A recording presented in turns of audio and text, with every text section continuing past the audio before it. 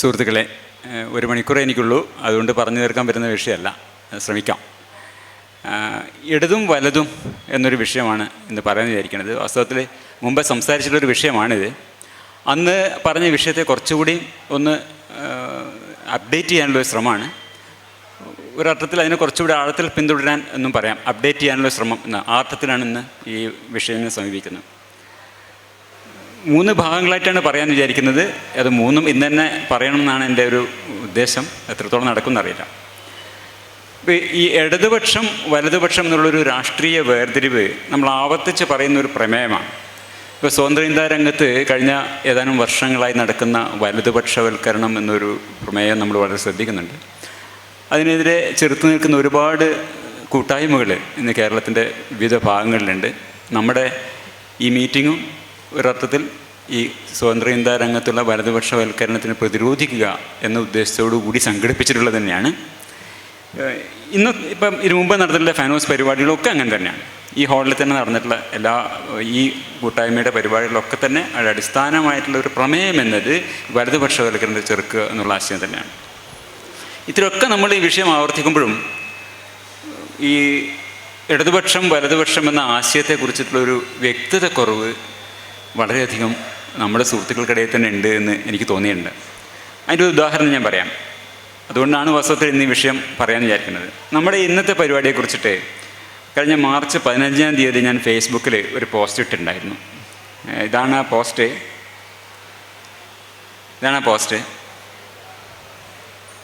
അപ്പോൾ ഞാനതാണ് പറഞ്ഞത്. സ്വതന്ത്ര ഇന്ത്യ യുക്തിവാദം എന്ന ധാരണയെ ഹിന്ദുത്വാനുകൂല നാസ്തികത കൊണ്ട് റീപ്ലേസ് ചെയ്യുക എന്നൊരു പണി കേരളത്തിൽ നടന്നുകൊണ്ടിരിക്കുന്നുണ്ട്. ഇത് പ്രതിരോധിക്കപ്പെടണം. വലതുപക്ഷ നാസ്തികതയെ പ്രതിരോധിക്കുക, സ്വതന്ത്ര ഇന്ത്യയെ ഉയർത്തിപ്പിടിക്കുക. ഇതാണ് ഞാൻ എഴുതിയൊരു കാര്യം. അതിന് താഴെ വന്ന കുറേ കമൻറ്റുകൾ ഞാൻ ഈ പറഞ്ഞ പ്രശ്നം വ്യക്തമാക്കുന്നുണ്ട്. എന്താണ് ഇടതുപക്ഷം, എന്താണ് വലതുപക്ഷം എന്നുള്ളൊരു വ്യക്തത കുറവ് അതിൽ ഞാൻ കാണാനുണ്ടായിരുന്നു. ആ കാറ്റഗറിയിലുള്ള ഒരൊറ്റ കമൻറ്റ് മാത്രമാണ് ഞാനിവിടെ എടുത്ത് കാണിക്കുന്നത്. അത് എഴുതിയ വ്യക്തി നമ്മുടെ യുക്തിവാദ രംഗത്ത് വളരെ അറിയപ്പെടുന്ന ഒരാളാണ്. അനേകം യുക്തിവാദ പുസ്തകങ്ങൾ എഴുതിയിട്ടുള്ള ആളാണ്. അദ്ദേഹത്തിൻ്റെ കമൻ്റ് ഇതായിരുന്നു: യുക്തിവാദത്തിൽ ഇടതുപക്ഷവും വലതുപക്ഷവും ഉണ്ടെങ്കിൽ പിന്നെന്ത് യുക്തിവാദം? സ്വതന്ത്ര ഇന്ത്യ പക്ഷമുണ്ട് എന്ന് പറയുമ്പോൾ തന്നെ മുൻവിധിയായി കഴിഞ്ഞു, സ്വതന്ത്ര ഇന്ത്യ അവസാനിച്ചു എന്നാണ് അദ്ദേഹം എഴുതിയത്. ഞാൻ അതിനെഴുതിയ മറുപടി ഇങ്ങനെയായിരുന്നു: അത് താങ്കളുടെ അഭിപ്രായം, എൻ്റെ അഭിപ്രായം വ്യത്യസ്തമാണ്. പ്രോഗ്രസ്, ഇഗാലിറ്റേറിയനിസം, ഓട്ടോണമി, റാഷണലിസം ഇവയ്ക്ക് വേണ്ടി നിലകൊള്ളുക എന്നതാണ് ഇടതുപക്ഷം എന്നതുകൊണ്ട് ഞാൻ അർത്ഥമാക്കുന്നത്. അതുപോലെ സ്റ്റേസിസ്, ഹൈറാർക്കി, ഹെറ്ററോണമി, റാഷണലിസം എന്നിവയ്ക്കായി വാദിക്കുന്നതിന് വലതുപക്ഷമെന്നും. ഈ അർത്ഥത്തിൽ യുക്തിവാദിക്ക് ഇടതുപക്ഷമായേ പറ്റൂ. ഇടതുപക്ഷം എന്നാൽ കേരളത്തിലെ ഇടതുപക്ഷ ജനാധിപത്യ മുന്നണി അല്ലെങ്കിൽ CPI CPM എന്ന് മനസ്സിലാക്കി കളയരുത് എന്നാണ് ഞാൻ അതിന് മറുപടി എഴുതിയത്. അതിന് അദ്ദേഹത്തിൻ്റെ പ്രതികരണം ഇങ്ങനെയായിരുന്നു: ഇടതുപക്ഷം എന്ന് പറയുന്നത് എന്താണ് എന്ന് പൊതുവായൊരു ധാരണയുണ്ട്. കമ്മ്യൂണിസ്റ്റ് പാർട്ടിയുമായി ബന്ധപ്പെട്ട് തന്നെയാണ് അതിൻ്റെ ധാരണ വീക്ഷിക്കപ്പെടുന്നത്. എന്നാൽ എൻ്റെ ഇടതുപക്ഷം അതല്ല എന്ന് പറഞ്ഞുകൊണ്ട് മറ്റൊരു നിർവചനം നൽകാൻ ശ്രമിച്ചുകൊണ്ട് താങ്കൾ ഇടതുപക്ഷത്തിലേക്ക് യുക്തിവാദം തിരികെ കയറ്റാൻ ബന്ധപ്പെടുന്നത് ആത്യന്തികമായി വൈരുദ്ധ്യാത്മക ഭൗതികവാദമാണ് യുക്തിവാദം എന്ന കമ്മ്യൂണിസ്റ്റ് വാദത്തെ ബലപ്പെടുത്തുകയാണ് ചെയ്യുന്നത്.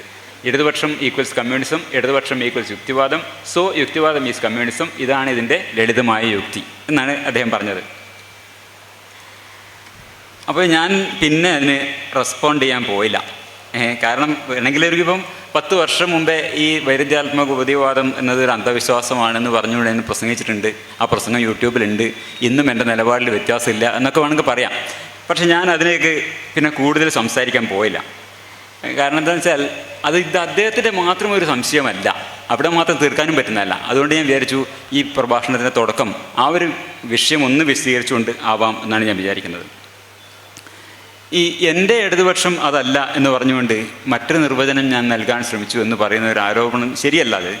ഒന്നാമത്, മാർക്സ് ജനിക്കുന്നതിന് മുമ്പുള്ളൊരു വാക്കാണ് ഇടതുപക്ഷം എന്നുള്ളത്. 1789 ഫ്രഞ്ച് വിപ്ലവം കഴിഞ്ഞ ശേഷം നടക്കുന്ന നാഷണൽ അസംബ്ലിയിൽ സ്പീക്കറുടെ വലതുവശത്ത് ഇരിക്കുന്ന ഈ ആൻഷ്യൻ റെജിമിൻ്റെ ഈ നേരത്തെയുള്ള രാജാവിൻ്റെയും മതാധികാരത്തിനെയും ഒക്കെ സപ്പോർട്ട് ചെയ്യുന്ന ആൾക്കാർ വലതുവശത്തും, അതേസമയം വിപ്ലവത്തിനെ പിന്തുണക്കുന്ന മാറ്റത്തിന് വേണ്ടി നിലകൊള്ളുന്ന ആൾക്കാർ ഇടതുപക്ഷത്തും സ്പീക്കറുടെ ഈ സഭാധ്യക്ഷൻ്റെ രണ്ട് ഭാഗത്ത് പ്രസിഡൻറ്റിൻ്റെ രണ്ട് ഭാഗത്തുമായിട്ട് ഇരുന്ന് അവിടെ നിന്നിട്ടതാണ് ഈ വലതുപക്ഷം ഇടതുപക്ഷം എന്നുള്ള ആശയം വരുന്നത്. മാർക്സ് ജനിക്കുന്നത് 1818 കമ്മ്യൂണിസ്റ്റ് മാനിഫെസ്റ്റോ വരുന്നത് 1847 ഈ ഫ്രഞ്ച് വിപ്ലവം കഴിഞ്ഞ് ഇടത് വലത് എന്നുള്ള സംജ്ഞയൊക്കെ ഉണ്ടായിക്കഴിഞ്ഞ് പിന്നെയും ഒരു 58 വർഷം കഴിഞ്ഞ ശേഷമാണ് കമ്മ്യൂണിസ്റ്റ് മാനിഫെസ്റ്റോ വരുന്നത്. അതുകൊണ്ട് ഈ ഒരു ഇടത് വലത് എന്ന ആശയം മാർക്സിസമായിട്ടും കമ്മ്യൂണിസമായും മാർക്സിസം ലെനിനിസമായും ബന്ധപ്പെട്ടാണ് ഇരിക്കുന്നത് എന്നത് തെറ്റായൊരു ധാരണയാണ്.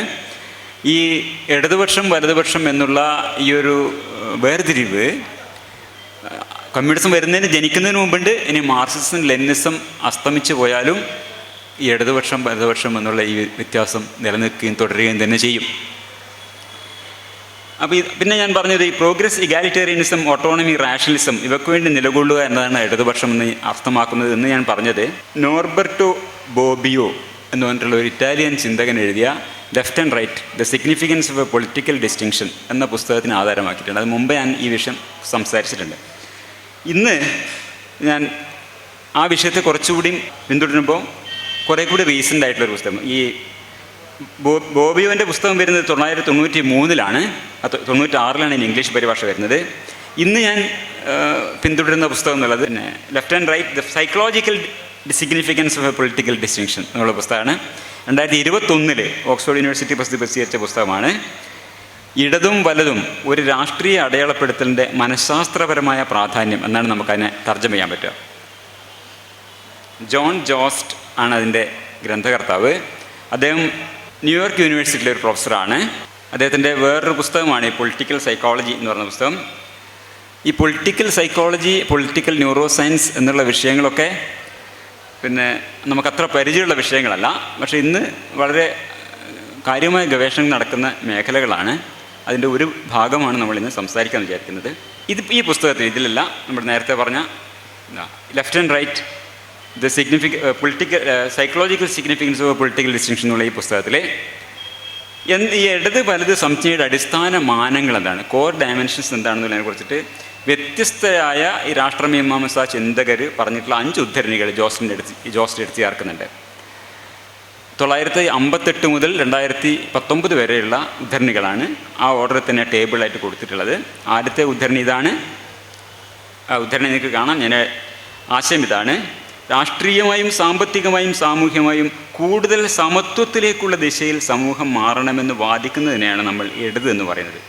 ഏറിയും കുറഞ്ഞും ഉച്ചനീചത്വത്തിൽ അധിഷ്ഠിതമായ പരമ്പരാഗത സാമൂഹ്യ ക്രമത്തെ പിന്തുണക്കുകയും സമത്വത്തിലേക്കുള്ള സാമൂഹ്യ പരിവർത്തനത്തെ എതിർക്കുകയും ചെയ്യുന്നതിനാണ് വലത് എന്നതും ഉദ്ദേശിക്കുന്നത്. ഇതാണ് ഒരു ഡെഫിനിഷൻ. ബാക്കി എല്ലാ ഡെഫിനിഷനും ഞാൻ വായിക്കുന്നില്ല, നമുക്ക് സമയക്കുറവുള്ളതുകൊണ്ട് അതൊക്കെ ഞാൻ ഒഴിവാക്കുകയാണ്. 2019 ഡെഫിനിഷനെ മാത്രം ഇവിടെ എടുത്തു കൊടുത്തതിന് ട്രാൻസ്ലേഷൻ വായിക്കാം. ജനങ്ങൾ തമ്മിൽ തുല്യത ഇല്ലായ്മ എന്നതാണ് സ്വാഭാവിക നില. ചിലർക്ക് കൂടുതലും ചിലർക്ക് കുറവും കിട്ടുക എന്നതാണ് സ്വാഭാവികം. ഇതാണ് കൺസർവേറ്റീവ്സിൻ്റെ, യാഥാസ്ഥിതികരുടെ, അതായത് വലതുപക്ഷത്തിൻ്റെ നിലപാട്. ലിബറൽസിൻ്റെ, പുരോഗമനവാദികളുടെ, അതായത് ഇടതുപക്ഷത്തിൻ്റെ അടിസ്ഥാന നിലപാട് സമത്വമാണ്. പാരമ്പര്യം, സാമൂഹ്യക്രമം, അധികാരം ഇതിനെയൊക്കെ യാഥാസ്ഥിതികർ അല്ലെങ്കിൽ വലതുപക്ഷം പൂജിക്കുന്നു. ആസൂത്രിതമായ സാമൂഹ്യ മാറ്റങ്ങൾ കൊണ്ട് സമൂഹത്തിൽ പുരോഗതി ഉണ്ടാക്കാം എന്ന് ലിബറലുകൾ, അതായത് ഇടതുപക്ഷം, വിശ്വസിക്കുന്നു. അപ്പോൾ ഈ രാഷ്ട്രീയ ആശയ ഭൂമിയിൽ അതിൻ്റെ കോർ ഡയമെൻഷൻസ് 2 എന്നാണ് ജോസ്റ്റ് പറയാം. 2 അടിസ്ഥാന സംഗതികളാണ്. ഒന്ന്, സാമൂഹ്യ മാറ്റത്തെ പിന്തുണക്കുന്നുണ്ടോ എതിർക്കുന്നുണ്ടോ. You are advocating versus resisting social change, അതാണ് ഒന്നാമത്തെ കാര്യം. രണ്ടാമത്തേത് rejecting versus accepting social, economic and political forms of inequality. മനുഷ്യർക്കിടയിൽ സാമൂഹ്യവും സാമ്പത്തികവും രാഷ്ട്രീയവുമായ സമത്വം എന്നതിനെ സ്വീകരിക്കുന്നുവോ തിരസ്കരിക്കുന്നുവോ എന്നതാണ്.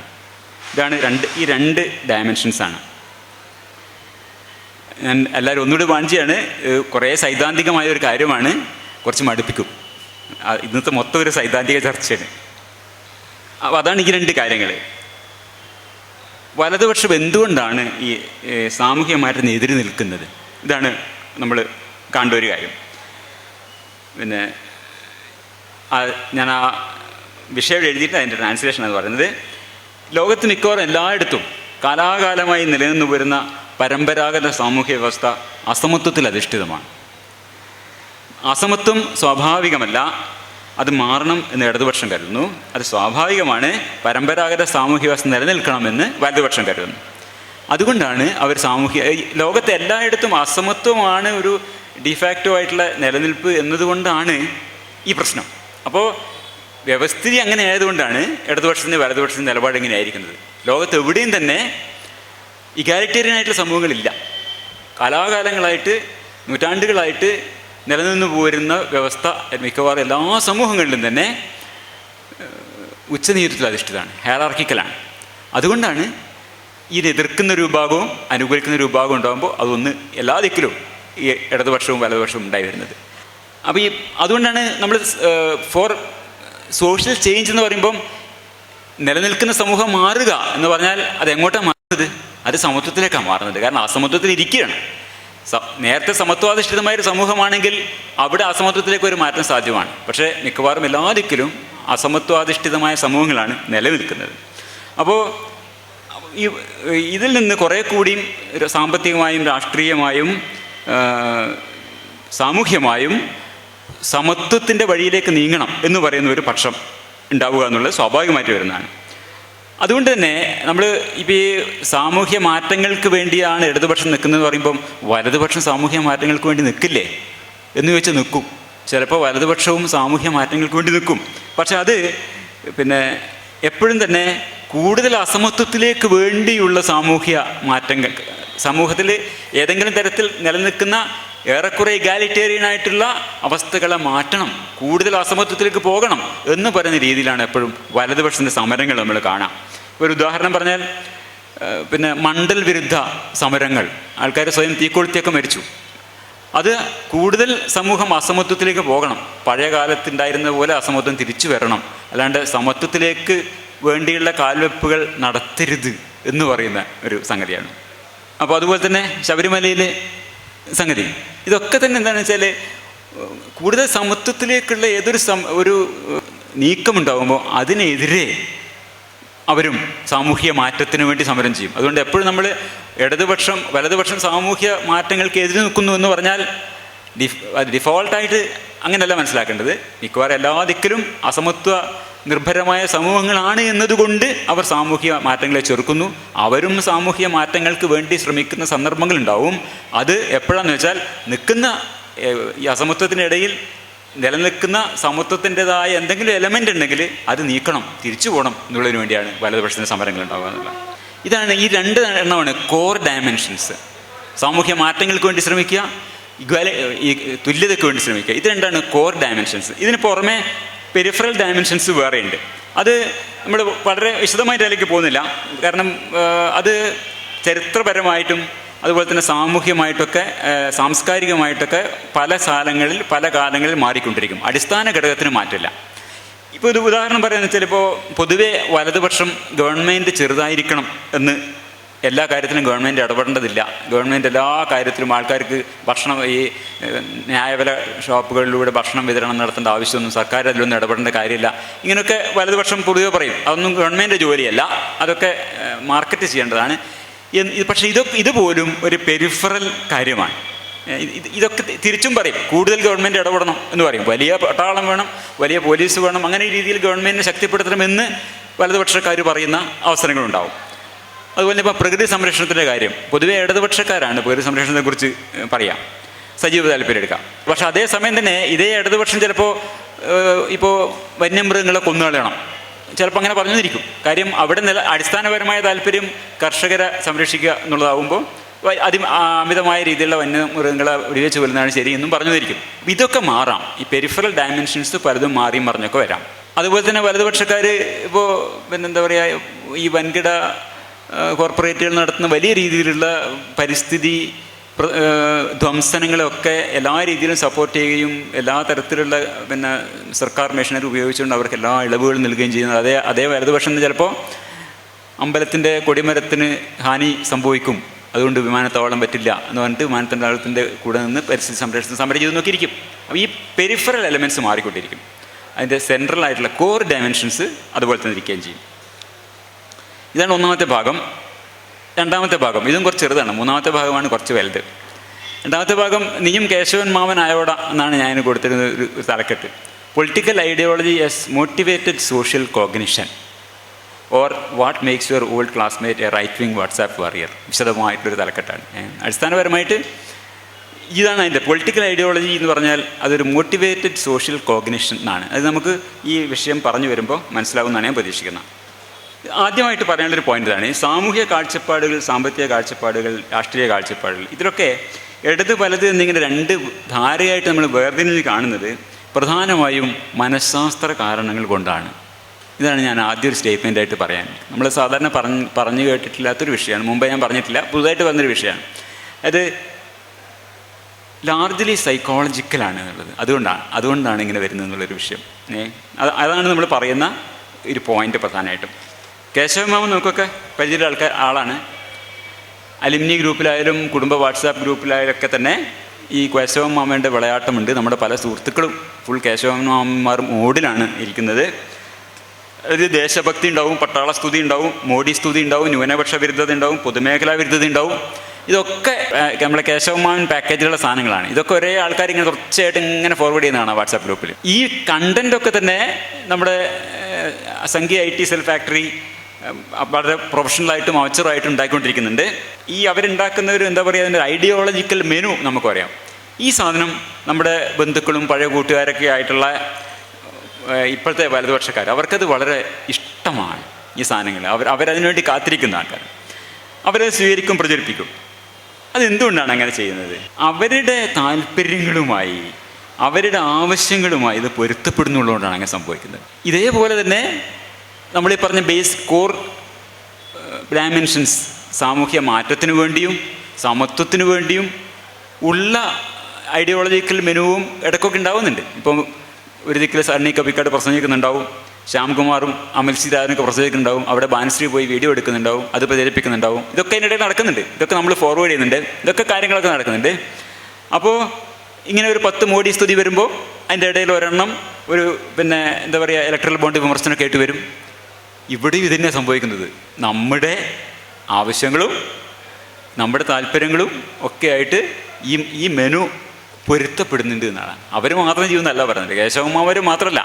നമുക്കിങ്ങനെ ഇതൊക്കെ നമ്മൾ ഫോർവേഡ്, നമുക്ക് ഇതുപോലുള്ള പേരുകൾ അവർ വിളിക്കുന്നുണ്ട് കേട്ടോ. നമ്മളവരെ കേശവമാവെന്ന് വിളിക്കുമ്പോൾ നമുക്കെതിരെ അവർ കുറേ പേരുകൾ വിളിക്കുന്നുണ്ട്. ആ പേരൊന്നും ഞാൻ അവിടെ പറയുന്നില്ല, അത് അങ്ങനെ പോപ്പുലർ ആക്കണ്ട വെച്ചിട്ട് പറയാത്തതാണ്. കുറേ പേരുകൾ അങ്ങനെ വരുന്നുണ്ട്. അപ്പോൾ ഇതൊക്കെ സ്വാഭാവികം. ഇത് രണ്ടിലും ഒരേ മെക്കാനിസമാണ് അൾട്ടിമേറ്റ്ലി സംഭവിക്കുന്നത്, പറയാതിരിക്കാൻ നിവൃത്തിയില്ല. അവർ ചെയ്യുന്നതും നമ്മൾ ചെയ്യുന്നതിൻ്റെയും അടിസ്ഥാന മെക്കാനിസം തന്നെ ഉണ്ടാക്കുന്ന ഈ സാധനങ്ങളിൽ എനിക്ക് ഏത് രുചികരമായി തോന്നുന്നു എന്നതെടുത്ത് ഞാൻ പറയുന്നു. ഈ മെക്കാനിസം ഒന്നാണെന്ന് മനസ്സിലാക്കേണ്ട ഒരു ആവശ്യം നമുക്കുണ്ട്. ഈ വ്യത്യസ്തമായ വഴികളിലൂടെ, ഇപ്പോൾ ഇതുപോലെ പ്രസംഗങ്ങളിലൂടെ, പത്രവാർത്തകളിലൂടെ, TV ചർച്ചകളിലൂടെ, വാട്സാപ്പ് സന്ദേശങ്ങളിലൂടെ പല വഴിക്ക് ഈ വരുന്ന ഐഡിയോളജിക്കൽ മെനുവിൽ ഏത് തിരഞ്ഞെടുക്കണമെന്ന് മനുഷ്യരെപ്പോഴും അങ്ങനെ തീരുമാനിക്കരുത്. അത് അവരുടെ psychological needs, motives, interest and tastes, മാനസിക ആവശ്യങ്ങൾ, ചോദനകൾ, താല്പര്യങ്ങൾ, അഭിരുചികൾ, ഇതിനൊക്കെ ആശ്രയിച്ചിട്ടാണ്. അത് വ്യത്യസ്തമാണ് അതിനും. അത് varies across persons and situations, സന്ദർഭങ്ങൾ അനുസരിച്ചിട്ട് മാറും. അപ്പോൾ ഇവിടെ നമ്മൾ മനസ്സിലാക്കേണ്ട ഒരു കാര്യം എന്ന് വെച്ചാൽ, political systems should be understood as social and psychological products rather than purely logical or philosophical forms എന്നാണ്. രാഷ്ട്രീയ വിശ്വാസങ്ങളെ കേവലം യുക്തിപരമോ തത്വശാസ്ത്രപരമായോ ആയ പടപ്പുകളായി കാണുന്നത് അബദ്ധമാണ്. അവയെ സാമൂഹികവും മനഃശാസ്ത്രപരവുമായ പടപ്പുകളായിട്ട് വേണം കാണാൻ എന്നുള്ളതാണ് ഒരു പോയിന്റ്. എല്ലാ മണ്ഡലങ്ങളിലും, അത് വൈയക്തികമാവട്ടെ, രാഷ്ട്രീയമാവട്ടെ, മതപരമാവട്ടെ, സയൻസികമാവട്ടെ, എല്ലാത്തിലും മനുഷ്യർ അവരുടെ വിശ്വാസങ്ങൾ എങ്ങനെയാണ് രൂപപ്പെടുത്തുന്നത്? അത് നമ്മളും നമ്മുടെ ബന്ധുമിത്രാദികളും മൂല്യം കൽപ്പിക്കുന്നതും മാനിക്കുന്നതും എന്തൊക്കെയാണ്, അവയുടെ മിശ്രിതമാണ് നമ്മുടെ വിശ്വാസങ്ങൾ. പൊതുവേ അങ്ങനെയാണ്. ഞാൻ ഒരു സ്വതന്ത്ര ഇന്ത്യയെക്കുറിച്ച് പറയാനിരിക്കുന്നേ ഉള്ളൂ. ഞാൻ പറഞ്ഞ പൊതുവിൽ ഉള്ള കാര്യമാണ് പറയുന്നത്. ഇതുകൊണ്ടാണ് ഇപ്പോൾ നമ്മളൊരു ഹൃദയം തുറന്ന് ശസ്ത്രക്രിയ ചെയ്യുന്ന ഒരു കാർഡിയാക് സർജനും അവയവമാറ്റ ശസ്ത്രക്രിയ ചെയ്യുന്ന ട്രാൻസ്പ്ലാന്റ് സർജനും ഒക്കെ ഇതൊക്കെ അവർ ചെയ്യുമ്പോഴും അവർ വിചാരിക്കുന്നത് ഈ ശരീര പഞ്ചരത്തിനകത്ത് ആത്മാവ് എന്നൊരു സത്തയുണ്ട്, അതിൻ്റെ സദ്ഗതിക്ക്. കാരണം അത് വേറൊരു, അവരുടെ കുടുംബവും ആൾക്കാരൊക്കെ വിശ്വസ സാധനങ്ങളൊക്കെ അവർ കൊണ്ടു നടക്കുന്നുണ്ട്. ഇതൊക്കെ ചെയ്യുമ്പോഴും, ട്രാൻസ്പ്ലാന്റ് ചെയ്യുമ്പോഴും, ഹാർട്ട് തുറന്ന് ശസ്ത്രക്രിയ ചെയ്യുമ്പോഴും ഇതൊക്കെ അവർ ചെയ്യുന്നുണ്ട്. അതേസമയം ശരീര അന്തസ്ഥിതമായിട്ട് ഒരു ആത്മാവുണ്ട്. ഈ ആത്മാവ് മരിച്ചു കഴിഞ്ഞാൽ അത് വേറെ എവിടെ പോവും, അതിന് കർമ്മങ്ങൾ ചെയ്യണം എന്നൊക്കെ വിചാരിക്കും. ഇതൊക്കെ ചെയ്യുന്നു. ഇങ്ങനെയാണ് മനുഷ്യർ അവരുടെ വിശ്വാസങ്ങളും ഇതൊക്കെ രൂപപ്പെടുത്തുന്നത്. because what we believe is the intricate mix of what we, along with our friends and other people, we value and respect, want to believe and what we feel justified in believing. ഇതൊക്കെ ന്യായമാണ് നമ്മൾ വിശ്വസിക്കുന്നത്. ഇങ്ങനെയാണ് വിശ്വാസത്തിൻ്റെ ഒരു രീതി. ഈ സ്വതന്ത്ര ചിന്ത അല്ലെങ്കിൽ യുക്തിവാദം, യുക്തിചിന്ത എന്നൊക്കെ പറയുന്നത് ഈ പരിമിതികളെ പറ്റാവുന്നിടത്തോളം മറികടക്കാനുള്ള ശ്രമമാണ്. നമ്മുടെ വിശ്വാസങ്ങൾ ആകാവുന്നിടത്തോളം വസ്തുനിഷ്ഠമായ തെളിവുകളുടെ അടിസ്ഥാനത്തിൽ ആക്കാനുള്ള ശ്രമമാണ് നമ്മൾ ചെയ്യുന്നത്. പക്ഷേ ഇത് നടക്കുന്നുണ്ടോ? ഇപ്പോൾ സ്വയം യുക്തിവാദികൾ, സ്വതന്ത്ര ചിന്തകർ എന്ന് അടയാളപ്പെടുന്ന ആൾക്കാർ പോലും അങ്ങനെ ചെയ്യുന്നുണ്ടോ എന്നുള്ള വേറൊരു വിഷയമാണ്. അത് ഇതേ രീതിയിൽ തന്നെ അവരും സ്വന്തം സംഘം എന്ത് വിശ്വസിക്കുന്നു അത് വിശ്വസിക്കാനുള്ള രീതിയിൽ തന്നെയാണ് വലിയൊരളവ് നിരീശ്വരന്മാരൊക്കെ പോകുന്നതെന്നുള്ള വേറൊരു കാര്യമുണ്ട്. ഞാൻ പറഞ്ഞു വന്നത് എന്താ വെച്ചാൽ, ഇങ്ങനെയൊക്കെയാണ് മനുഷ്യരുടെ വിശ്വാസങ്ങൾ രൂപപ്പെട്ടു വരുന്നത്. അത് രാഷ്ട്രീയ വിശ്വാസങ്ങളായാലും സാമൂഹിക വിശ്വാസങ്ങളായാലും മതപരമായ വിശ്വാസങ്ങളായിരുന്നാലും ഏത് വിശ്വാസങ്ങളായിരുന്നാലും വിശ്വാസങ്ങൾ ഉണ്ടായി വരുന്ന രീതി ഇതൊക്കെ തന്നെയാണ്. ഇവിടെ ഒരു ഇലക്റ്റീവ് അഫിനിറ്റി എന്നൊരു കൺസെപ്റ്റിനെ കുറിച്ചാണ് ഞാൻ ഒന്ന് പരിചയപ്പെടുത്താനുള്ളത്. അതിന് മാക്സ് വെബർ ഗോയിറ്റ എന്ന് പറഞ്ഞിട്ടുള്ള, ഗോയിതെ എന്നും പറയാറുണ്ട്, എഴുത്തുകാരൻ്റെ ഒരു നോവലിന് എടുത്തിട്ടുള്ള ഒരു കൺസെപ്റ്റാണത്. വാഹവൻ ഷാഫ്റ്റ് എന്നൊക്കെയാണ് അതിൻ്റെ ഒരു ജർമ്മൻ പ്രൊനൗൺസിയേഷൻ, അത്ര കറക്റ്റല്ല. ഇലക്റ്റീവ് അഫിനിറ്റി അത് മാക്സ് വെബർ ഉണ്ടാക്കിയ ഒരു മെറ്റഫറാണ്. ഇതാണ് പറയുന്ന പോയിന്റ്. ഇതാണ് ആൾക്കാർക്ക് ലഭ്യമാകുന്ന വിവിധങ്ങളായ ആശയശകലങ്ങളിൽ, ഞാൻ പറഞ്ഞ പോലെ കേശവമാമർക്കായാലും അല്ലെങ്കിൽ നമ്മളെപ്പോലെയുള്ള ഇടതുപക്ഷക്കാർക്കായാലും ലഭ്യമാകുന്ന വിവിധങ്ങളായ ആശയശകലങ്ങളിൽ ചിലതിനോട് സമൂഹത്തിലെ ചില വിഭാഗങ്ങൾക്ക് സവിശേഷമായി ആകർഷണം തോന്നുന്നു. അങ്ങനെ വലിയൊരു വിഭാഗത്തിന് സവിശേഷമായി ആകർഷണം തോന്നുന്ന ആശയങ്ങൾ രാഷ്ട്രീയ പ്രാധാന്യം നേടുന്നു. ചിലർക്കത് രാഷ്ട്രീയ അധികാരത്തിലേക്ക് വഴി തുറക്കുന്നു. അതാണ് ഇപ്പോൾ ഹിന്ദു ഖത്രേ മേം ഹേ എന്നുള്ളൊരു ആശയം വരുമ്പോൾ അത് വലിയൊരു വിഭാഗത്തിന് അത് ശരിയാണ്, ഹിന്ദു അപകടത്തിലാണ് എന്ന് തോന്നുന്നത് കൊണ്ടാണ് അത് ആശയം ആൾക്കാർ സ്വീകാര്യമാവുന്നത്, അത് അധികാരത്തിലേക്ക് എത്തിക്കുന്നത്. അപ്പോൾ ഇതിൽ നിന്ന് നമ്മൾ മനുഷ്യർ ആശയങ്ങളെ തിരഞ്ഞെടുക്കുന്നു എന്ന് പറയുന്ന പോലെ തന്നെ വേണമെങ്കിൽ ആശയങ്ങൾ മനുഷ്യരെ തിരഞ്ഞെടുക്കുന്നു എന്നും കൂടി പറയാം. അതാണ് ഈ ഒരു എലക്റ്റീവ് അഫിനിറ്റി എന്നുള്ള പ്രയോഗം. അത് ആലങ്കാരികമായിട്ട് ഇങ്ങനെ പറയുന്നതാണ്.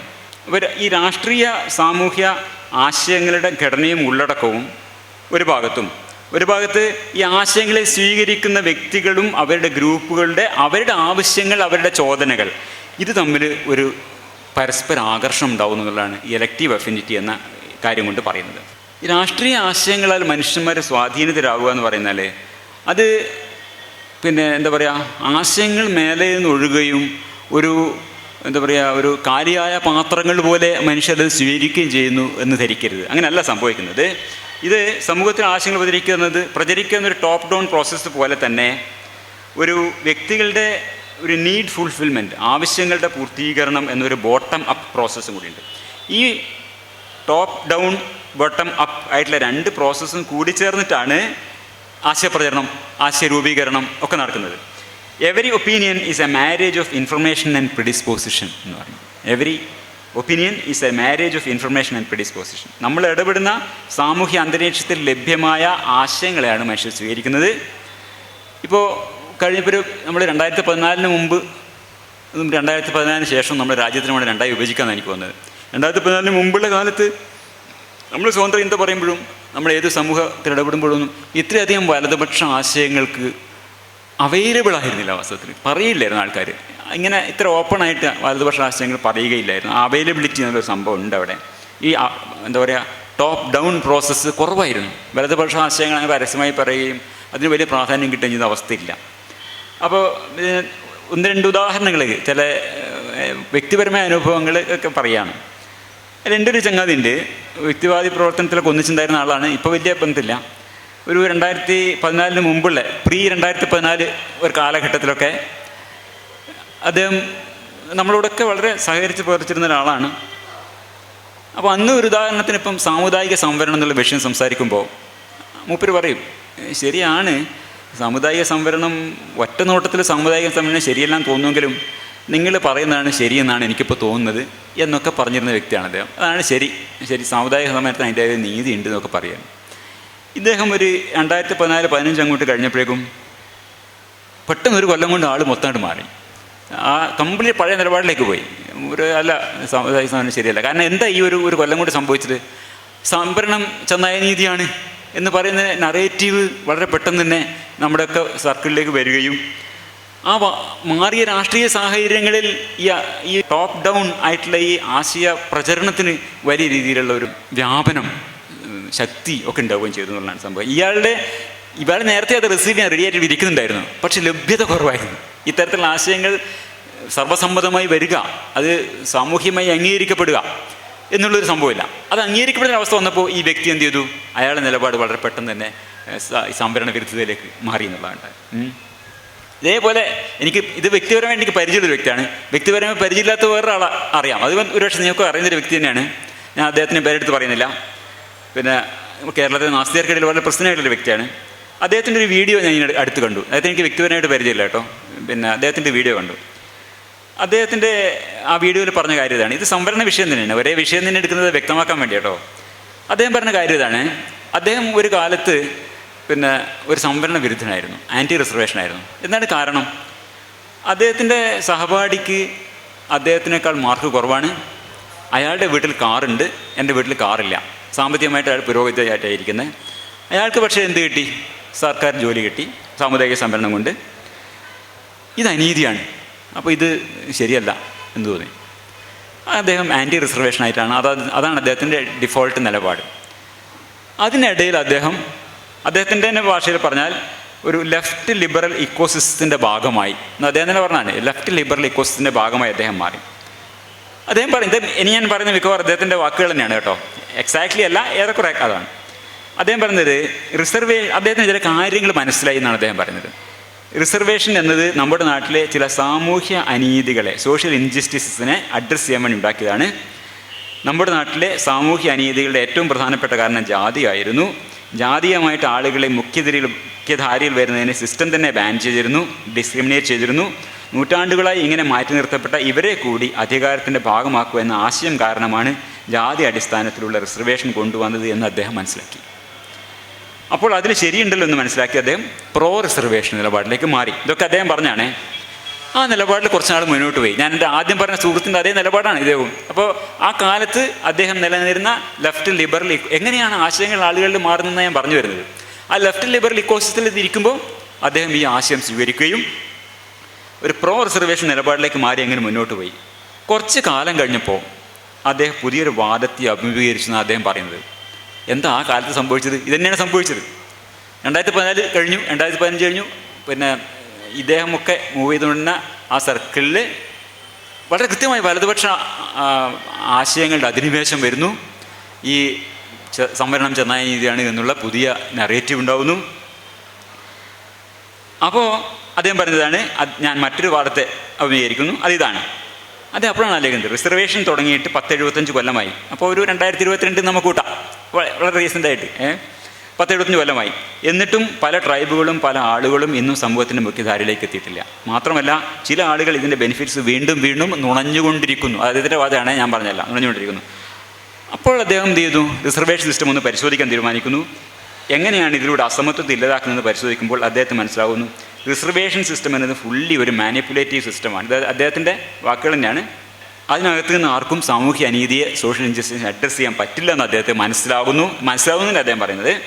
നേരത്തെയും മനസ്സിലായത് തന്നെയാണ്, പുതിയൊരു മനസ്സിലാക്കലാണ്. ഓരോ ഗ്രൂപ്പിലുമുള്ള ക്രീമി ലെയറാണ് റിസർവേഷൻ്റെ ബെനിഫിഷ്യറീസ് ആവുന്നത് എന്ന് അദ്ദേഹം മനസ്സിലാക്കുന്നു. ഇവരാണ് അതിൻ്റെ ഗുണഫലങ്ങൾ തലമുറകളായി നുണഞ്ഞുകൊണ്ടിരിക്കുന്നത്. അവരുടെ കൂട്ടത്തിലൊക്കെ അദ്ദേഹത്തിൻ്റെ വാചകങ്ങൾ, അവരുടെ കൂട്ടത്തിലെ മറ്റാളുകൾക്ക് കിട്ടുന്നില്ല. മിഠായി വെറുക്കൽ മത്സരത്തിൽ ഏറ്റവും ശക്തൻ ഏറ്റവും കൂടുതൽ മിഠായി വെറുക്കുന്ന പോലെയാണ് റിസർവേഷൻ സംഭവിക്കുന്നത്. ഇതൊക്കെ മനസ്സിലായപ്പോൾ അദ്ദേഹം സംവരണത്തിലെ പ്രശ്നങ്ങൾ ചൂണ്ടിക്കാണിക്കുന്നു. അപ്പോൾ അദ്ദേഹം ലെഫ്റ്റ് ലിബറൽ എക്കോസിസ്റ്റം അദ്ദേഹം പുറത്തായി എന്നാണ് അദ്ദേഹം പറയുന്നത്. ഞാനിത് ഇങ്ങനെ വിശദമായിട്ട് പറഞ്ഞത് വെച്ചാൽ, ഞാൻ നേരത്തെ പറഞ്ഞ ഞാൻ അറിയുന്ന സുഹൃത്തിൻ്റെ ട്രജക്ടറിക്ക് പാരലായിട്ടാണ് ഇത് പോകുന്നത്, അതേപോലെയാണ് പോണത്.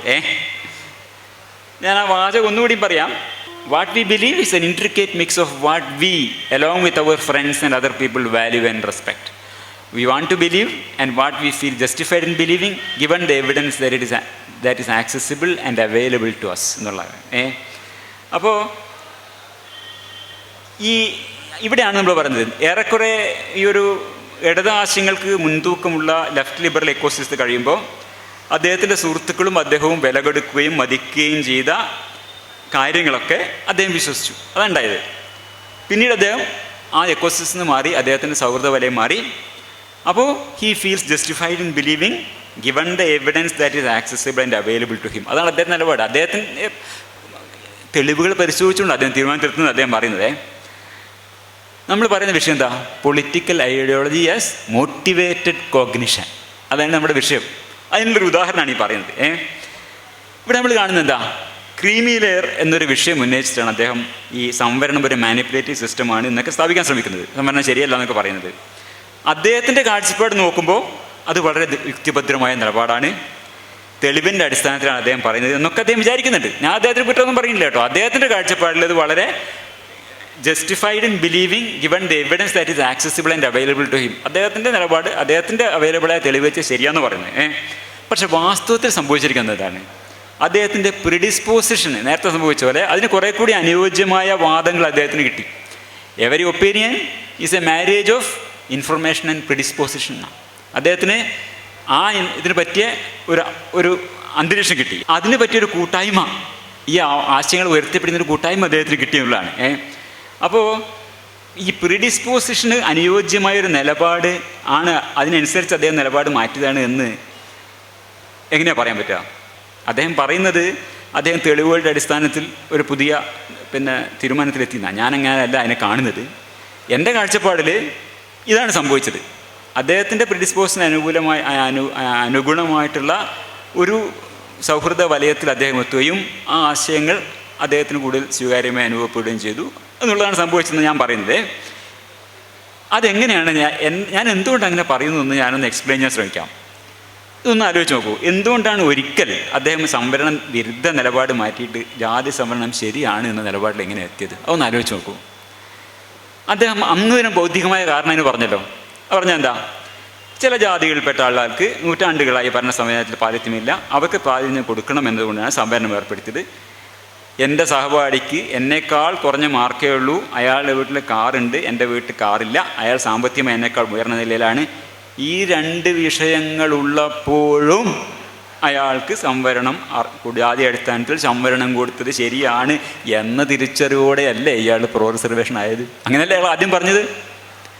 അയാൾ ആദ്യം പറഞ്ഞത് അങ്ങനെ, അയാൾക്ക് കാറുണ്ട്, അയാൾക്ക് സാമ്പത്തികമുണ്ട്, അയാൾക്ക് എന്നെക്കാളും മാർക്ക് കുറവാണ്, പക്ഷേ എന്നാലും റിസർവേഷൻ കൊടുക്കുന്നത് ശരിയാണ് എന്ന് എനിക്ക് ആ ലെഫ്റ്റ് ലിബറൽ എക്കോസിൽ ഇരുന്നപ്പോൾ എനിക്ക് ബോധ്യപ്പെട്ടു. സംവരണത്തെ പറ്റി പറഞ്ഞു കേട്ടപ്പോൾ ബോധ്യപ്പെട്ടു. ഈ ബോധ്യപ്പെട്ടിലൂടെ പോയി ഇപ്പം അദ്ദേഹം എന്ത് അടിസ്ഥാനത്തിലാണ്? അപ്പം ഈ പറഞ്ഞതൊക്കെ ശരിയാണ്, അദ്ദേഹം ഈ പറഞ്ഞതൊക്കെ വളരെ ശരിയാണ്, 100 മാർക്ക് ഫുൾ മാർക്കാണ്, ഒരു സംശയമില്ല. ഇതേ വ്യക്തി അദ്ദേഹം 2022 ആയപ്പോഴേക്കും സംവരണം സാമൂഹ്യ നീതി അഡ്രസ്സ് ചെയ്യുന്നില്ല എന്ന വിശേഷത്തിൽ എങ്ങനെ ചെയ്യാം? ഇതന്നെ സെയിം. കാറുള്ള വീട്ടിലെ സമ്പന്നനായ ദളിതന് അല്ലെങ്കിൽ പിന്നോക്ക ജാതിപ്പെട്ടയാൾക്ക് അതല്ലേ ക്രീമി ലെയർ. ആ ക്രീമി ലെയറുകാർക്ക് സംവരണം കൊടുക്കുന്നത് ശരിയല്ല എന്ന് ബോധ്യപ്പെട്ടു. എന്താ സംഭവിച്ചത്? ഒന്നും സംഭവിച്ചിട്ടില്ല. ഒരേ കാര്യം, നേരത്തെ അയാൾക്ക് ബോധ്യപ്പെട്ട അയാൾ പ്രോ റിസർവേഷനായി. കുറേ കാലം കഴിഞ്ഞപ്പോൾ അതേ കാര്യം ബോധ്യപ്പെടാതെ അദ്ദേഹം തിരിച്ച് ആൻറ്റി റിസർവേഷനായി മാറി. വാസ്തവത്തിൽ ബോധ്യപ്പെടൽ ബൗദ്ധികമായ ഒരു തിരിച്ചറിവിൻ്റെ അടിസ്ഥാനത്തിലല്ല ഇത് സംഭവിച്ചത് നിങ്ങൾ ഏത് ഇക്കോസിസ്റ്റത്തിൽ മൂവ് ചെയ്യുന്നുള്ളതിനനുസരിച്ചിട്ടാണ്. ആ ഇക്കോസിസ്റ്റം എന്ത് പറയുന്നു അത് നിങ്ങളെ ആക്സെപ്റ്റ് ചെയ്യാനുള്ളതാണ് ഉണ്ടായിട്ടുള്ളത്. ഞാനത് തന്നെ കുറ്റം പറഞ്ഞില്ല. ഇങ്ങനെയൊക്കെ തന്നെ മിക്കവാറും മനുഷ്യർ അവിടെ രൂപപ്പെടുന്നത്. ഇതിൽ നിന്ന് മറികടക്കാനുള്ള ശ്രമമാണ് നമ്മൾ ഈ സ്വതന്ത്ര ചിന്ത എന്ന് പറയുന്നത്. ഇങ്ങനെ അല്ല. നമ്മൾ 1000 ആൾക്കാർ പറഞ്ഞാലും സ്വന്തമായി ചിന്തിച്ച് ബോധ്യപ്പെടുത്തി ചെയ്യാനുള്ള, അതാണ് സ്വതന്ത്ര ചിന്തയുടെ അടിസ്ഥാനം. എന്നെക്കാളും കുറവ് മാർക്ക് മേടിച്ച, എന്നേക്കാൾ വീട്ടിൽ കാറും സൗകര്യങ്ങളുള്ള സാമ്പത്തികമായി മുന്നോക്കം നിൽക്കുന്ന ഒരു പിന്നോക്കക്കാരന് സംവരണം കൂടുന്നത് ശരിയാണ് എന്ന് ബോധ്യപ്പെട്ട ആൾ ക്രീമി ലെയർ ഉള്ളതുകൊണ്ട് ഇത് ശരിയല്ല എന്ന് പറയുമ്പോൾ you see the irony, don't you? ഞാൻ അത് എന്തൊരു വിചിത്രമായ, എന്താണ് ഇത് മനസ്സിലാക്കേണ്ടത്? മനുഷ്യരെങ്ങനെയാണ് അവരുടെ ആശയങ്ങൾ രൂപപ്പെടുത്തുന്നത്? അവർ പറയുന്ന ആശയങ്ങൾ വേറെ എവിടെയാണ് കിടക്കുന്നത് എന്നുള്ളതാണ് ഇതിലേക്ക് ചോദ്യം വരുന്നത്. ഇത് മനസ്സിലാക്കാൻ ഞാൻ ചെറിയൊരു ഉപമ പറയാം. ഉപമ കൂടുന്നുണ്ടോയെന്ന് അറിയില്ല. പരമാവധി നിങ്ങൾ മനസ്സിലാക്കിയേ അടങ്ങൂ എന്നുള്ളതുകൊണ്ട് ഞാൻ ഉദാഹരണം പറയാണ്. ഇപ്പം ഞാൻ ഒരു ഉദാഹരണം പറയാം. ഇപ്പോൾ ദൈവവിശ്വാസിയായിട്ടുള്ള ഒരാൾ, ദൈവവിശ്വാസിയാണ്, വളരെ ലളിതമായ ഉദാഹരണം. അയാളുടെ കൗമാര യൗവന കാലത്തൊക്കെ സന്ദർഭവശാൽ നിരീശ്വരവാദികളായിട്ടുള്ള യുക്തിവാദികളായിട്ടുള്ള സുഹൃത്തുക്കളായിട്ട് ഒത്തുചേരുന്നു, കോളേജിലോ എവിടെയെങ്കിലും. അപ്പോൾ ഇദ്ദേഹത്തിൻ്റെ വിശ്വാസം ഇങ്ങനെ ഈ മനുഷ്യർ അടക്കമുള്ള സർവ്വജീവജാലങ്ങളെയും സൃഷ്ടിച്ച് പരിപാലിക്കുന്ന സൃഷ്ടാവ് എന്നൊരു സാധനം ഉണ്ടെന്നാണ് ഇയാളുടെ ധാരണ. അടിസ്ഥാനപരമായിട്ട് ഇയാളുടെ ധാരണ എങ്ങനെയാണ്? അപ്പോൾ ഈ ഡിഫോൾട്ട് ധാരണയും കൊണ്ട് നടക്കുന്ന ഇയാളോട് ഇയാളുടെ സുഹൃത്തുക്കൾ പറഞ്ഞേ, ചങ്ങാതി ഇതൊന്നും ശരിയല്ല, ഇതൊക്കെ പഴഞ്ച ധാരണയാണ്, organic evolution through natural selection എന്ന ഡാർവിൻ്റെ ആശയം വന്നതോടെ ഇതൊക്കെ കാലഹരണപ്പെട്ടു. അങ്ങനെ ഒരു സൃഷ്ടാവിൻ്റെ ഒന്നും ആവശ്യമില്ല, അതൊക്കെ എന്നോ പോയി കഴിഞ്ഞു എന്ന് പറഞ്ഞു. അപ്പോൾ അദ്ദേഹത്തിന് തോന്നി അത് ശരിയാണല്ലോ, ആ ആശയം അദ്ദേഹം സ്വീകരിച്ചു. നിരീശ്വരവാദിയാണ്, സൃഷ്ടാവില്ല, നിരീശ്വരവാദിയാണ് അയാൾ പ്രഖ്യാപിക്കുന്നു. ജൈവ വൈവിധ്യത്തിൻ്റെ അടിസ്ഥാന മെക്കാനിസം ജീവപരിണാമമാണ്, അല്ലാതെ ഒരു സൃഷ്ടാവുമില്ല എന്ന് ഫേസ്ബുക്ക് പോസ്റ്റ് സ്റ്റാറ്റസൊക്കെ ആയിട്ട് ഇടുന്നു. ആൾ നിരീശ്വരവാദിയായി.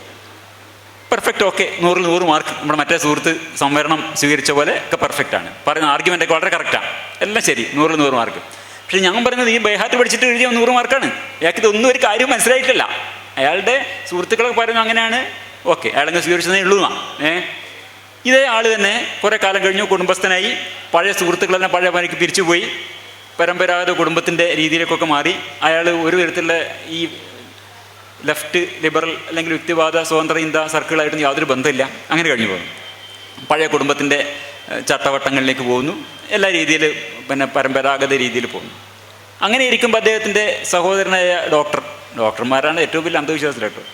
അത് ചോദിക്കാം, ഈ മനുഷ്യ ശരീര ഘടനയുടെ സങ്കീർണതയെപ്പറ്റി ഏട്ടന് വല്ല വിവരമുണ്ടോ? എത്ര കോംപ്ലക്സ് ആണെന്ന് നോക്കൂ ഈ ജീവശരീരം എന്ന് പറഞ്ഞാൽ. എന്ന് പറഞ്ഞിട്ട് ജീവശരീരത്തിൻ്റെ കോംപ്ലക്സിറ്റിയെ കുറിച്ചിട്ട് വലിയൊരു ക്ലാസ് നമ്മൾ എടുക്കുന്നു. എന്നിട്ട് ചോദിക്കുമ്പോൾ മനുഷ്യൻ്റെ ഈ 21-ാം നൂറ്റാണ്ടിലെ സാങ്കേതിക വിദ്യയ്ക്ക് പോലും അസാധ്യമായ ഈ അത്യപൂർവമായ ഈ സങ്കീർണതയൊക്കെ ഒരു സുപ്പീരിയർ ഇൻ്റലിജൻസിൻ്റെ സഹായമില്ലാതെ ഉണ്ടാവുമോ ഏട്ടാ എന്ന് ചോദിക്കുന്നു. അപ്പോൾ ഏട്ടൻ ഒന്നുകൂടി ആലോചിച്ചു, അത് ശരിയാണല്ലോ. ഒരു ഫുൾ കൺഫ്യൂഷനായി. അപ്പോൾ ഫുള്ള് മാറി, ആൾ മൊത്തം മാറി. ഞാനിപ്പോഴും നിരീശ്വരവാദിയൊക്കെ തന്നെയാണ്. മറ്റേ ആൾ പറയുന്നത് ഞാനിപ്പോഴും ലെഫ്റ്റ് ലിബറലാണെന്ന്. ഞാനിപ്പോഴും നിരീശ്വരവാദിയൊക്കെ തന്നെയാണ്, പക്ഷേ ഇതൊന്ന് പുനഃപരിശോധിക്കണം.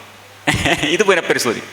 ഇത്ര കോംപ്ലക്സ് ആയിട്ടുള്ളൊരു ശരീരം ഒരു കാരണവശാലും അങ്ങനെ ഒരു സുപ്പീരിയർ ഇൻ്റലിജൻസ് ഇല്ലാതെ ഉണ്ടാവാൻ സാധ്യതയില്ല. നിങ്ങളൊന്ന് ആലോചിച്ച് നോക്കൂ, നിങ്ങൾക്ക് അറിയാത്തതുകൊണ്ടാണ് എന്നൊക്കെ പറയും. ഇതേപോലെയാണ് നമ്മൾ ഈ പറഞ്ഞ സംവരണ വിഷയം സംഭവിച്ചിരിക്കുന്നത്. ആദ്യം ഫസ്റ്റ് പരീക്ഷയിൽ 100 മാർക്കോടുകൂടി സംവരണവാദിയും നിരീശ്വരവാദിയും ഒക്കെ ആവുന്ന ആൾക്കാർ അവരുടെ സർക്കിൾ മാറിക്കഴിയുമ്പോൾ ജീവിതത്തിൽ കംപ്ലീറ്റ് മാറിയിട്ട് അന്ന് അവർ 100 മാർക്ക് കഴിഞ്ഞ പരീക്ഷയ്ക്ക് കംപ്ലീറ്റ് 0 മാർക്ക് മേടിച്ചിട്ട് ഇത് മുഴുവൻ തെറ്റാണ്. ഇങ്ങനെയാണ് മനുഷ്യരുടെ ഇടതുപക്ഷം വലതുപക്ഷം എന്നുള്ള ഈ ആശയങ്ങളൊക്കെ രൂപപ്പെട്ടു വരുന്നതാണ് ഞാൻ പറഞ്ഞു വരുന്നത്.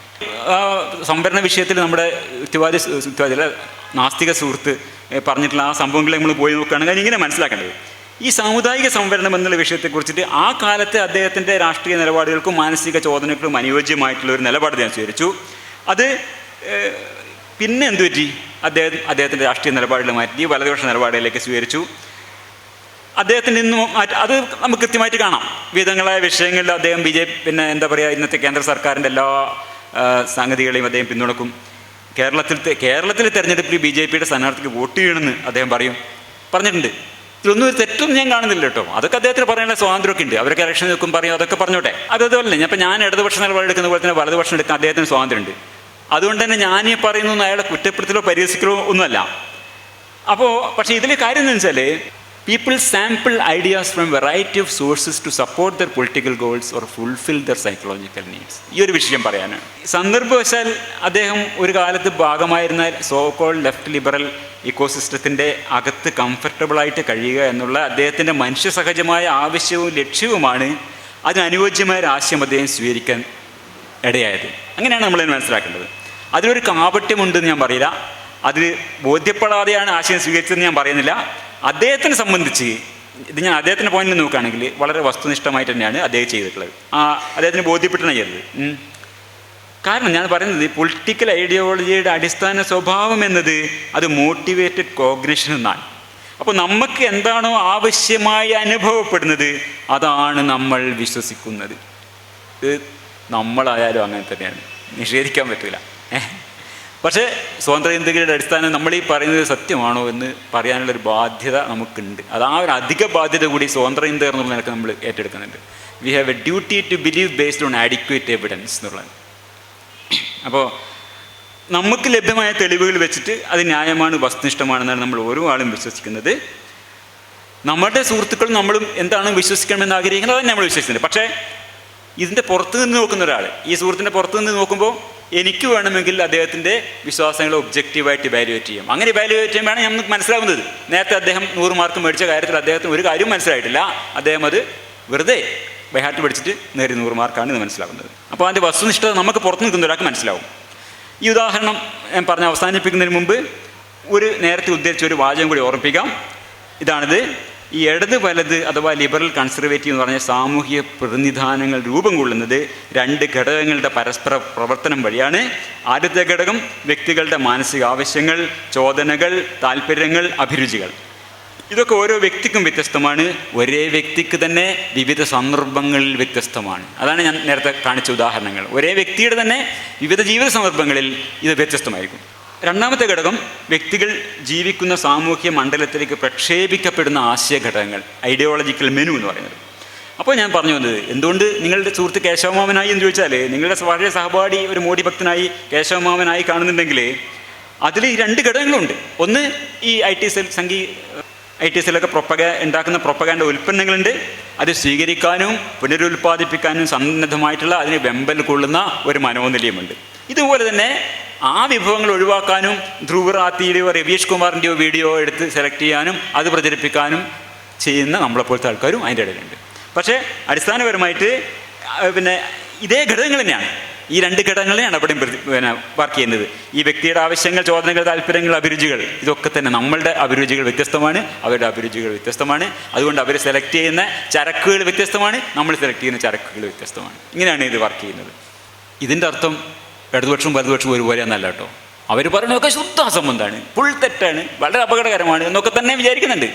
പക്ഷേ നമ്മളിൽ പറയുന്ന ആശയങ്ങളൊക്കെ തന്നെ എത്രത്തോളം ട്രൂ റാഷണൽ ആൻഡ് പ്രിൻസിപ്പിൾഡ് ആണെന്ന് വിചാരിക്കുന്നു, അതുപോലെ തന്നെ വിശ്വസിച്ചുകൊണ്ടാണ് അവർ ഏറെക്കുറെ ഇത് പറയുന്നത് എന്നുള്ള എനിക്ക് സംശയമില്ല. അവർ വിചാരിക്കുന്നതൊക്കെ ശരിയാണ് എൻ്റെ വിശ്വസത്തിനാണ് പറയുന്നത്. പക്ഷേ അത് ഒബ്ജക്റ്റീവായിട്ട് നോക്കുമ്പോൾ തെറ്റാണ് നമുക്ക് തെളിയിക്കാൻ പറ്റും എന്നുള്ളത് വേറെ വിഷയം. ഈ 2 വിഭാഗമായാലും ഇടതായാലും വലതായാലും ഇതൊക്കെ സ്വീകരിക്കുന്നതും പ്രചരിപ്പിക്കുന്നതും അടിസ്ഥാനപരമായിട്ട് നമ്മളുടെ ഭാഗികമായിട്ട്, പൂർണ്ണമായിട്ടെന്നല്ല, ഇത് കംപ്ലീറ്റ് സൈക്കോളജി എന്ന് പറയുന്നില്ല കേട്ടോ, ഭാഗികമായി നമ്മുടെ മാനസിക ചോദനകളെ തൃപ്തിപ്പെടുത്താനാണ് എന്നുള്ളതിന് തർക്കമില്ല. അപ്പോൾ ഇവിടെ ഇടതുപക്ഷക്കാരെന്നുള്ള നിലക്ക് എൻ്റെ കാഴ്ചപ്പാടിൽ നിന്ന് നോക്കുമ്പോൾ ഈ സമത്വം, സാമൂഹ്യ പുരോഗതി, സ്വയം നിർണയാവകാശം, അധിഷ്ഠിതരുള്ള പക്ഷപാതിത്വം, ഇങ്ങനെയുള്ള ഇടതുപക്ഷ നിലപാടുകളും മൂല്യങ്ങളുമൊക്കെ വളരെ വെൽ ഫൗണ്ടഡ് ആണ്, ഉറച്ച അടിസ്ഥാനമുള്ളതാണ്, ഒരു തർക്കവുമില്ല ആ കാര്യത്തിൽ. അതേസമയം ഒരു വ്യക്തി എന്ന നിലയിൽ എൻ്റെ മാനസിക ചോദനകളാൽ പ്രേരിതനായതുകൊണ്ടാണ് ഞാൻ ഈ നിലപാടുകളെയും മൂല്യങ്ങളെയും സ്വീകരിക്കുകയും ഉയർത്തിപ്പിടിക്കുകയും ചെയ്യുന്നത് എന്നതിലും എനിക്ക് തർക്കമില്ല. ഇത് രണ്ടും ഉണ്ട്, അത് ഞാൻ മനസ്സിലാക്കുന്നുണ്ട്. Well founded while being motivationally fuelled എന്നാണ്. Well founded while being motivationally fuelled at the same time. അതാണ്. Political beliefs, opinions and values may well be principled and indeed reasonably accurate, or at least well founded, while being motivationally fueled at the same time. അതാണ് ഞാൻ പറഞ്ഞു വന്ന point. അപ്പോൾ അതുപോലെ തന്നെ എനിക്ക് ഈ തരിമ്പും യോജിപ്പില്ലാത്ത വലതുപക്ഷ ആശയങ്ങളെ സമൂഹത്തിൻ്റെ വലിയൊരു വിഭാഗം ആൾക്കാർ സ്വീകരിക്കുന്നതും സമാനമായി തന്നെ അവരുടെ മാനസിക ചോദനകൾ പ്രേരിതമായിട്ടാണ് എന്നും ഞാൻ മനസ്സിലാക്കുന്നുണ്ട്. ഇപ്പോൾ ഈ ഇടതുപക്ഷ ആശയങ്ങൾ, അതായത് സാമൂഹിക പുരോഗതിയും തുല്യതയും മുന്നോട്ട് വെക്കുന്ന ആശയങ്ങൾ, ചില വ്യക്തികളുടെ മനസ്സിൽ ഈ ആശയങ്ങളാണ് റെസൊണൻസ് ഉണ്ടാക്കുന്നത്, അനുരണനങ്ങൾ ഉണ്ടാക്കുന്നത്.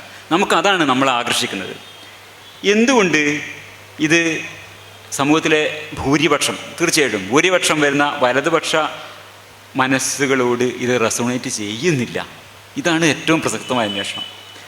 അതാണ് എനിക്ക് കടക്കാനുള്ള ഭാഗം. അത് വാസ്തവത്തിൽ 2 ഭാഗമായിട്ടാണ് പറയാനുള്ളത്. ഒന്ന് പൊളിറ്റിക്കൽ സൈക്കോളജിയുടെ ഭാഗം, അതാണ് ഇന്ന് പറയാൻ വിചാരിച്ചത്. രണ്ടാമത്തെ പൊളിറ്റിക്കൽ ന്യൂറോ സയൻസിൻ്റെ ഭാഗം, അതിന്ന് ഞാൻ പറയാൻ ഉദ്ദേശിച്ചിട്ടില്ല. ഈ പൊളിറ്റിക്കൽ സൈക്കോളജിയുടെ ഒരു ഭാഗമാണ് ഇനി പറയാനുള്ളത്. അത് പറയണമെങ്കിൽ എനിക്ക് ചുരുങ്ങിയത് ഒരു അരമണിക്കൂറും കൂടി വേണം. അത് കിട്ടില്ല എന്നുള്ളതുകൊണ്ട് ഇവിടെ അവസാനിപ്പിക്കാം എന്നാണ് വിചാരിക്കുന്നത്. അപ്പോൾ അതാണ് അടുത്ത ഭാഗം, അടിത്തറയും ഉപരിഘടനയും, സബ്സ്ട്രക്ചർ ആൻഡ് സൂപ്പർ സ്ട്രക്ചർ എന്ന് പറഞ്ഞിട്ടുള്ളത്. ഇപ്പോൾ തൽക്കാലം നിർത്താമെന്ന് വിചാരിക്കുകയാണ്. കാര്യം അല്ലെങ്കിൽ ഒരുപാട് പേര് പ്രസംഗിക്കാനുണ്ട്. തൽക്കാലം ഞാൻ അവസാനിപ്പിക്കാം.